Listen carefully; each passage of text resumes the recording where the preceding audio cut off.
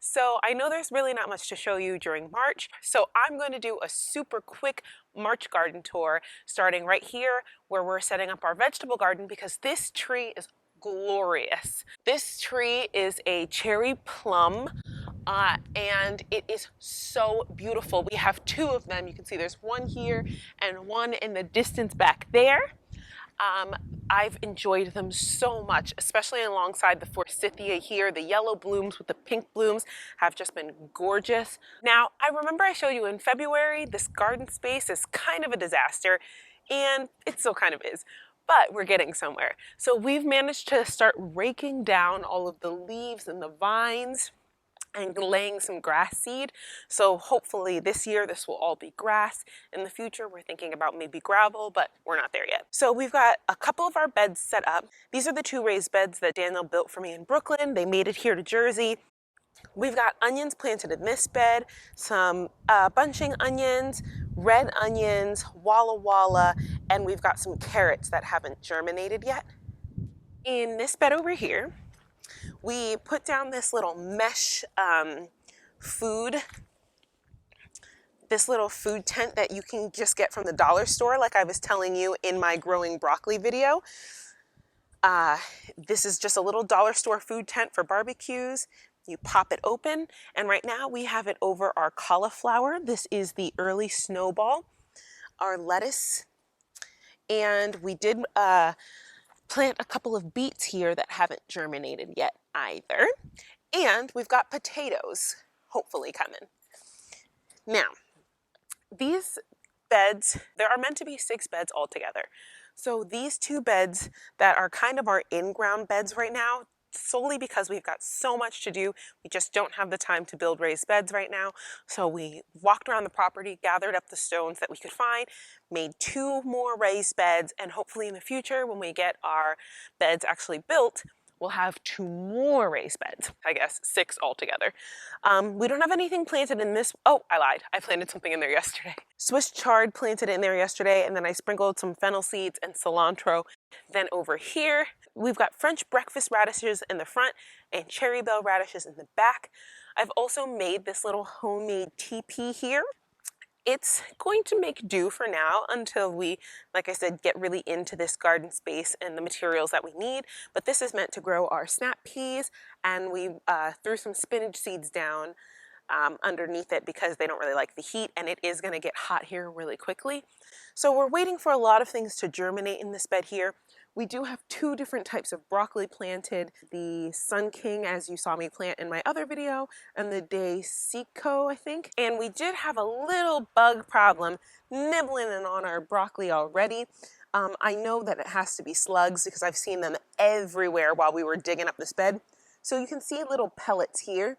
I've laid down some slug bait, and that usually has, that's kind of taken care of the problem, and it usually does. So just this one leaf here, and this leaf here, that was the damage I saw and corrected. Like I said, we did lay down some grass seed. This little daffodil here, I couldn't bear to move it. I saw it pop up and I just needed to give it its chance to live. It's so pretty. It's a little worn after our storm here the other day, but I'm gonna dig this up and move it probably anywhere else really. Would be better than in the middle of the walkway here. So all of this will hopefully be grass. We've got asparagus popping up over here. Look at this purple passion asparagus. My goodness, it is huge. That purple passion asparagus came here from Brooklyn, and I thought it wasn't going to survive, and it did. It is showing me how wrong I was, and look how thick it is. This is a very strong plant. So this will be our little asparagus bed. Now back here you can kind of see we're setting up a couple of rocks to kind of border this off for the first year. I'm thinking that in the future I might want this to be where my greenhouse is, but for now I don't have a greenhouse, so I'm gonna do a cut flower garden right here. So I laid down some seeds, just kind of whatever I thought was pretty. I know I have zinnias coming. I've got snapdragons that I started inside. I've got lupins that I have hardening off right now. I've got a lot of stuff coming. I planted a Sarah Bernhardt peony right over here. and hoping that it's gonna do a little something. I just did this the other day though, so let me not mess with it. We're kind of thinking about doing some type of walkway over here, having a little bistro set at this landing here. So I did lay some grass seed here, but maybe in the future we might want to pave it. But I have a lilac right here that is actually sprouting pretty well. So I think that's going to be really interesting. These daffodils, my goodness. Now, I don't know if you remember when I was planting these daffodils, but I was having the hardest time with roots and rocks and stones and tree stumps. You can see one still in there, actually, a tree stump. But they have just bloomed their heads off. I think every single one of them came up, and I think every single one of them is blooming, I think.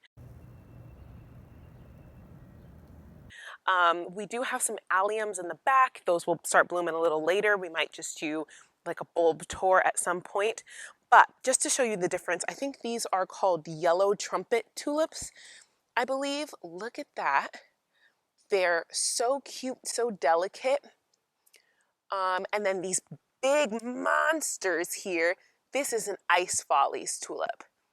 And I want to cut some of these so badly and bring them into the house. I think they're gorgeous. What do I want to do next? Oh, I don't know. I really want to do a pink pathway coming the whole way down here. This is where I have all of my pink tulips. Oof, and a spider web. And they're starting to come up, and you can kind of see a little color just at the tip of them. If you want to take a look here, you can kind of see a little color coming just at the tip of each tulip head there, and I'm so excited to see these. Now, I believe I have the El Nino and the, what was the other one?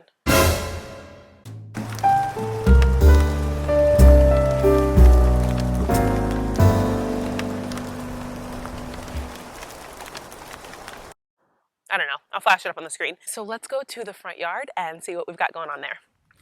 We've got some of the daffodils coming up here right outside of our library. They're not in full bloom yet, but I think once they are, it'll be great. I'd love to get some mulch in here and give everything like a nice layer of fresh mulch, but Corona, so. If you want to take a look at the cherry laurels here, I believe they're cherry laurels. I didn't plant them, they were already here. But they look like the buds are all swollen, and it looks like it's just about to give us a show. We did lay some grass seed. We raked up all of the leaves and the acorns. We've got a giant oak tree in the back here, huge. The squirrels are all over it, and it drops, I want to say what, Daniel, like we picked up like thousands of acorns, raked all of that up, and then laid down some grass seed. So we're hoping to get some of these patchy areas all greened up. So I planted my orange smoothie daylily just right here, and you can see it's coming up, so that's really exciting. As you can see, we moved some of our trees over here. Can't remember if I showed that in the last video. Did I? I don't know. But our serviceberry tree is all budded up and ready to bloom. Oh, so I know I was really concerned about all of my bulbs here in the front when we had this tree removed. Look at all of these daffodils and tulips popping up. My goodness, was I wrong. They are really, coming up. All of them. So, and some of them already have their buds on them. That's going to be really, really exciting. I'm so excited for this show. Now, I made a small little strawberry planter here. We didn't really have the right material to make a proper circle like I would like to, but in the end, I would like to have a circle here and then a smaller circle on the inside just to give some levels and just have it full of strawberries just falling out. I think that'll look really pretty. So we've already fertilized all of these boxwoods that we want to keep, and then the other things that we want to take out, we've already started trying to get those removed. Some of these shrubs are just, they've seen better days. The forsythia blooming alongside my nectarine tree over there. Something about the pink and the yellow blooms, I just can't get enough of that. I just think it's so gorgeous. And last but not least, my little hyacinths. They're just starting to open, looking really pretty. If you follow me on Instagram, then you will have seen me address some of the problems I've been having with the squirrels, lay down some repels all for them.